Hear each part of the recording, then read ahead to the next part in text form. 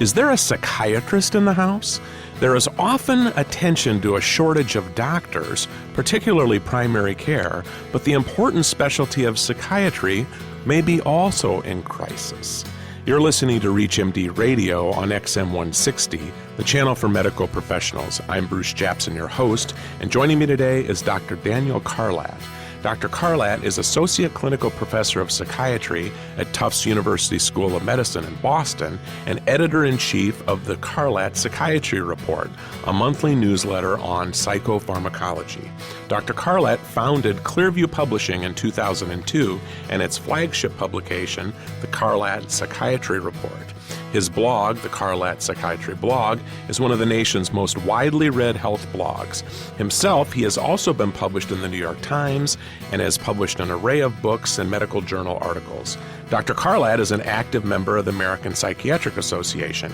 He received his undergraduate education at University of California, Berkeley, and received his medical degree at the University of California, San Francisco, and went on to complete a residency in psychiatry at Massachusetts General Hospital in Boston from 1992 to 1995. We're so happy to have him join us from his offices in Boston. Dr. Daniel Carlat, welcome to ReachMD Radio on XM 160, the channel for medical professionals. Well, it's a pleasure to be here to discuss psychiatry. Well, it is. And, you know, it's interesting because in the last year, I, like so many other healthcare journalists, have been so preoccupied with the healthcare reform bill, and you keep hearing from the AMA, other groups, about what's needed to boost primary care and going into primary care, and the fact that now we're going to have all these uninsured getting insurance. There might not be enough primary care doctors. But this is news to me when we talk about that actually in psychiatry, this is a specialty that is facing some dire circumstances. If you could tell us a little bit about that. One of the issues, as you said, with healthcare reform, there's going to be a lot more patients that are going to be seeking care. Even before healthcare reform, we've had a critical shortage of psychiatrists and other prescribers of psychiatric drugs, so that it's no big surprise to, a primary care doctor that if they want to send their patient to see a psychiatrist, it's often a Herculean task to get them in, within a week or two. Usually they have to wait, depending on where they are living, 4 weeks or 8 weeks or 3 months or even longer. And if it's a child who's looking for a child psychiatrist, it's much worse. It can be many, many months before a spot opens up. So that's one of the main crises that I see. It's just a plain shortage of the right kind of doctors for people with mental health problems. Well, and is this a problem of not enough people wanting to go into the field? Does it not pay enough? And also, is it a new phenomenon, or has it been something that's building? There are a lot of different sort of answers to that. I'd say that it is not a new phenomenon. It is something that is building. I think the sense of crisis is somewhat new because in 2009, there were a series of articles published in the journal Psychiatric Services. These were articles that were actually commissioned by the U.S. government, Health Resource and Service Administration, and they wanted to commission researchers just to figure out, county by county, how much of a shortage of mental health care is there so that we can, as a government, we can make plans to, train more practitioners or change policy in various ways. And what that study found, in short, is that there's a shortage of about 30,000 to 40,000 psychiatrists in the United States. And to put that in perspective, there are somewhere in the range of 35,000 psychiatrists who are in full-time practice right now. So basically, we really only have half the number of psychiatrists that we need. And, these were not researchers that were using vastly inflated figures for the prevalence of mental illness. They weren't saying, 30% or 40% of people have mental illness. They were being very conservative on this. Well, with healthcare reform, does that do anything to help the psychiatrist shortage? I mean, is there reimbursement incentives, funding toward graduate medical education? Is that going to help at all? Not really. The only way in which healthcare reform is helping the shortage of doctors is that it is providing some money for increased training of primary care doctors so that there will be about 500 or 600 more primary care doctors produced as a result of some of this increased funding residencies. But that really doesn't help the shortage of care for the mentally ill because primary care doctors, while they're certainly, trained to deal with basic mental illness, they are just too busy to be able to spend the time required to do, a proper longish sort of 30-minute or more session to diagnose everything that's there and to really think carefully about what medications or what therapy patients need.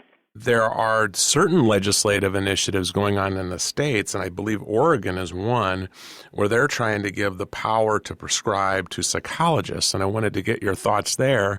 And also, there might be some folks out there, health insurance companies and others, that say, hey, wait a minute, hey, if we have a lot more primary care doctors, they can prescribe the antidepressants. What are your thoughts on that? Because you probably hear stuff like that. Yeah. And the issue of psychologists prescribing, while it certainly raises the hackles of psychiatrists because of the turf issues involved, it's really not such a huge surprise that this is an initiative. I mean, we've had physician extenders building in popularity throughout the last, 4 decades or so. Really the 1960s was the age when nurse practitioners came on the scene because of a severe shortage of doctors, of primary care doctors.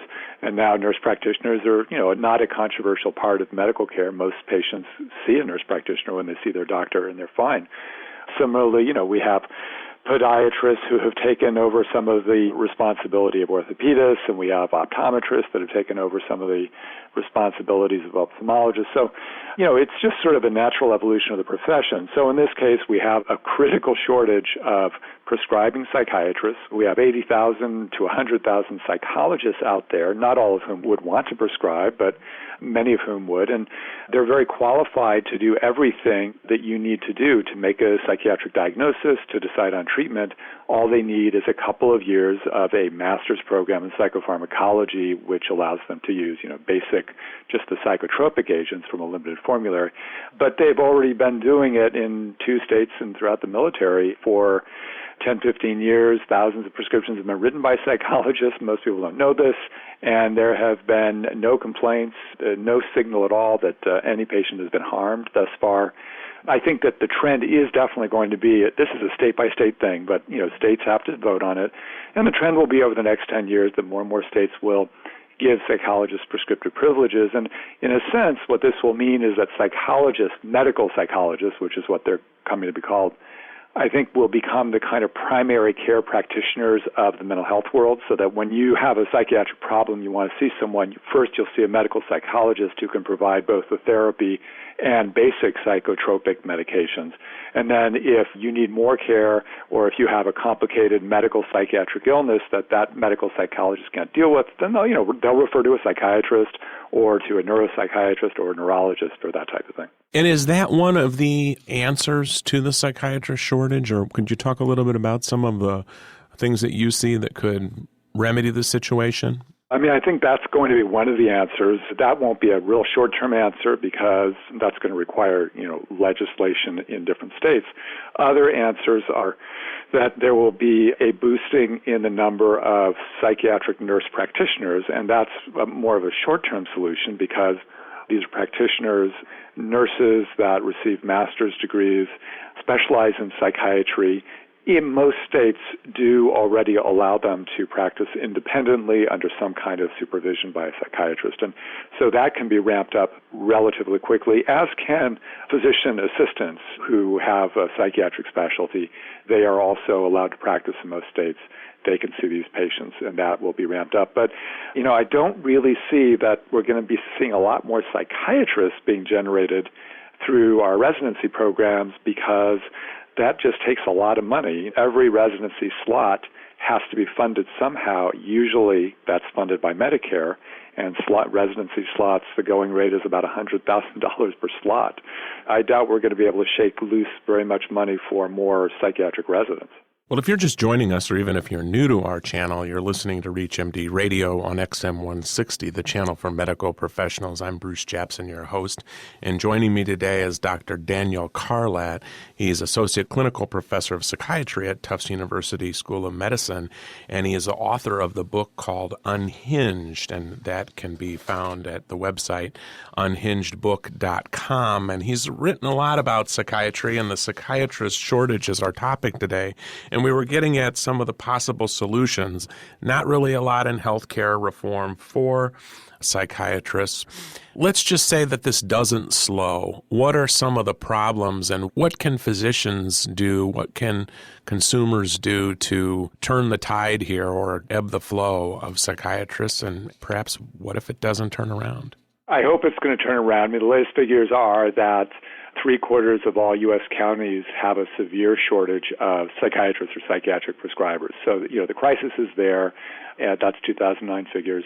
So what can the typical primary care physician do? I mean, part of it is, receiving specialized training and consultation from psychiatrists who do work in primary care offices or who have special arrangements where they can give phone consultation to primary care doctors, or, as is the case in Massachusetts, where there's an initiative where pediatricians who have devil of a time finding a child psychiatrist to see their patients, there's a program where they can send a patient for a one-time consultation to a child psychiatrist who will see the patient very quickly, within a couple of weeks. They'll do that because they know they're only going to see the patient one time, write up a report, give some recommendations for meds, and then send the patient back to the pediatrician. So it's a close monitoring, the system there. They've developed a protocol, and they're getting specialized care, and a specialist is sort of like the quarterback for that patient working with primary care? Yeah, it's a way for a specialist to provide consultation very quickly so that you don't have to be in a situation where you're waiting months and months and months for a patient to actually, quote, become the patient of that specialist.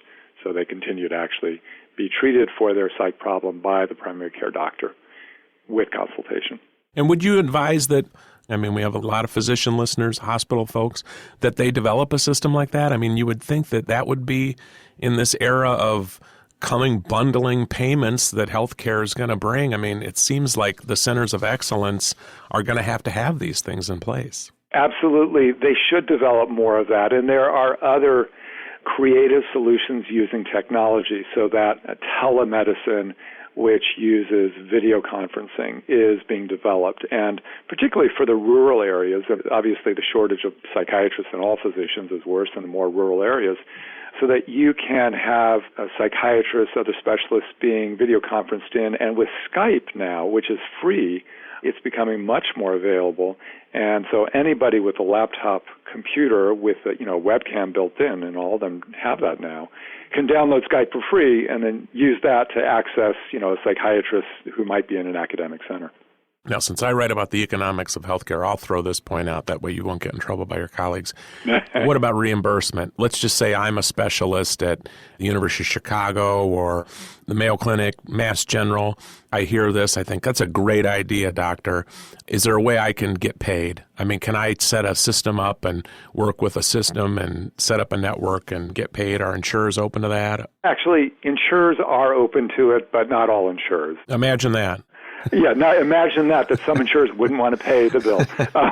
But I know that Medicare does pay for some telemedicine, kind of depending on the situation. I recently called in Massachusetts a couple of the main insurers here and asked them if they would reimburse for telemedicine, and they said, no, we would not. So it really is a state-by-state thing, but I do believe most national insurers now will do some reimbursement on a case-by-case basis. But, insurance companies, I don't believe that their interest is simply saying no, as many people portray them.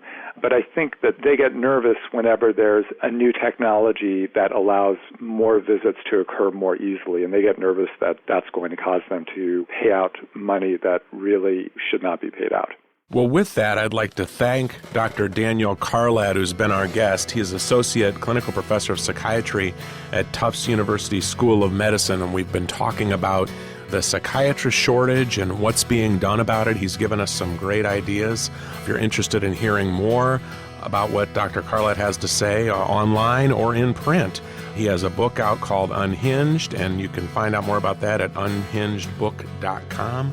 And he is also the publisher of the Carlat Psychiatry Report. and we'd like to thank him for being with us today. And you've been listening to ReachMD Radio on XM 160, the channel for medical professionals. ReachMD online, on demand, and on the air. Please visit us at reachmd.com. And I'd like to thank you today for listening.